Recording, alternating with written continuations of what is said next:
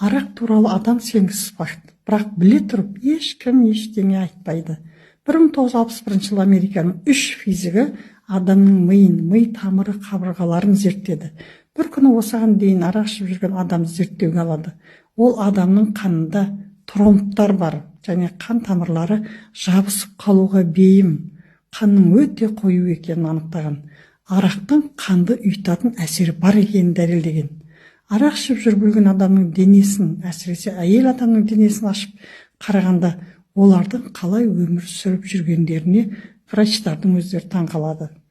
Арақтың кесірінен зардап шекпейтін бір орган жоқ. Адамның барлық органы зардап шегеді. Әсіресе ең қатты зардап шегетін ми. Әрбір 5-ші стакан арақтан кейін ми қыртысының құрылымы бұзылады екен. Ақпарат пайдалы болса, жақындарыңызбен бөлісіп, пікір қалдыра отырыңыз.